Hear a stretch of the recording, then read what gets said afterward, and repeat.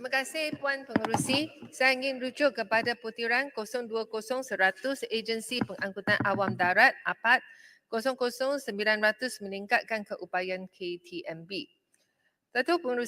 Puan Pengerusi, kerajaan akan mengkaji semula perincian mengenai projek Mass Rapid Transit MRT 3 bagi memastikan kos projek itu dapat dikekalkan di bawah RM45 bilion. Soalan saya ialah, berapa lama tempoh pengkajian semula ini kerana ramai penduduk di Lembah Kelang memang berharap projek pembinaan MRT 3 dapat diteruskan demi meredakan kesesakan trafik di Lembah Kelang ini. MRT 3 dalam isu ini saya nak sampaikan satu permintaan daripada industri player in construction field dalam industri pembinaan, supaya kerajaan akan membenarkan lebih syarikat untuk mengambil bahagian dalam projek pembinaan MRT 3. Jadi supaya projek yang besar ini boleh memberi manfaat kepada lebih syarikat pembinaan dan bukan untuk satu syarikat besar ataupun GLC sahaja, sebagai langkah kerajaan untuk menggiatkan industri pembinaan di negara kita. Pembukaan MRT 2 laluan Putrajaya memang membawa banyak manfaat bagi penduduk di Lembah Kelang. Komen saya adalah bila saya pergi ke stesen MRT 2, saya mendapati terlalu kurang tandas di stesen MRT dan hanya 2 bilik untuk tandas wanita saja. Ini adalah tidak mencukupi bagi sekiranya kita mempunyai beribu-ribu penumpang satu hari yang menggunakan perkhidmatan MRT. Saya berharap pihak MRT Corp boleh menambahbaikkan keadaan ini bila mereka membina stesen MRT 3. Puan Pengerusi, saya pernah naik MRT 2 sendiri pada 16 Mac, iaitu hari pembukaan MRT 2. Saya juga naik bas Rapid KL yang dijadikan feeder bus bagi MRT. Komen saya adalah, bas Rapid KL ini terlalu besar. Sekiranya kita mahu lebih penduduk di Kuala Lumpur dan Lembah Kelang untuk naik feeder bus dan naik MRT, LRT, kita perlu feeder bus yang boleh mengangkut mereka di kawasan perumahan yang mempunyai jalan yang sempit. Saya ingin cadangkan kepada kementerian untuk mengadakan lebih bas mini untuk dijadikan feeder bus, kerana bas-bas mini ini boleh masuk ke lorong-lorong dan jalan yang sempit di banyak kawasan perumahan untuk membawa penduduk ke stesen LRT dan MRT dan meningkatkan penggunaan yang LRT dan MRT. Di sini saya ingin tanya Yang Berhormat Menteri, adakah Urban Transport Authority yang agensi ini masih wujud di bawah kementerian? Kerana yang dulu saya pernah dengar yang bekas menteri pernah sebut tentang Urban Transport Authority lebih kurang 15 tahun yang lepas.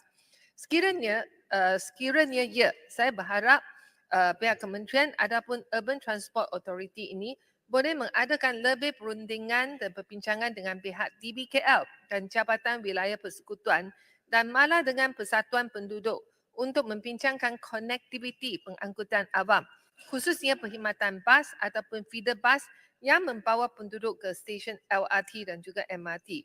DBKL dan yang bekas Kementerian Wilayah Persekutuan telah meluluskan banyak projek perumahan dengan kepadatan yang tinggi. DBKL malah ingin mengurangkan tempat letak kereta di projek komersial seperti shopping mall dengan alasan untuk menggalakkan atau memaksa penduduk di Kuala Lumpur untuk menggunakan pengangkutan awam. Tetapi pihak yang membuat keputusan di DBKL dan Jabatan Wilayah Persekutuan nampaknya tidak tahu ataupun tidak diberi kuasa untuk meneliti laluan bas dan juga pengangkutan awam di sekitar projek perumahan yang mereka luluskan, sehingga kesesakan trafik serius yang berlaku dengan seriusnya di Kuala Lumpur dan Lembah Kelang. Pemulihan Urban Transport Authority di Lembah Kelang, saya berharap boleh melibatkan Pusat Khidmat Wakil Rakyat, Ahli Majlis dan Persatuan Penduduk untuk meneliti kesemua laluan bas Rapid KL dan pengangkutan awam yang lain. Kerana saya rasa ini adalah sangat penting bagi kita untuk menggalakkan penduduk di Lembah Kelang untuk gunakan yang pengangkutan awam. Di kawasan Parlimen Seputih, stesen MRT Taman Naga Mas dan stesen Kuchai sepatutnya mempunyai bangunan letak kereta ataupun multi-story parking dengan tujuan park and ride Tetapi sekarang bangunan parking ini telah pun dipatahkan demi penjimatan kos. Saya berharap bangunan pelbagai tingkat ataupun multi-story parking ini boleh dipulihkan semula demi kemudahan penduduk di sekitar stesen Taman Naga Mas dan stesen Kuchai yang mempunyai penduduk yang ramai. Akhirnya saya nak sentuh sikit tentang perkhidmatan kereta api ETS ke Ipoh yang mendapat sambutan yang sangat baik daripada orang ramai, khususnya pada hujung minggu. Saya difahamkan tiket bagi ETS ke Ipoh pada hujung minggu selalu habis dijual 1 minggu sebelum tarikh perjalanan.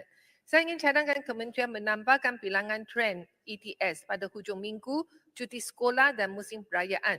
Sekiranya respons daripada orang ramai yang ingin naik tren ke balik kampung meningkat, saya berharap pihak ETS boleh memberi perkhidmatan 24 jam dalam musim perayaan sebagai langkah untuk mengurangkan kesesakan trafik di Lebuh Raya Utara Selatan dalam musim perayaan dan hujung minggu.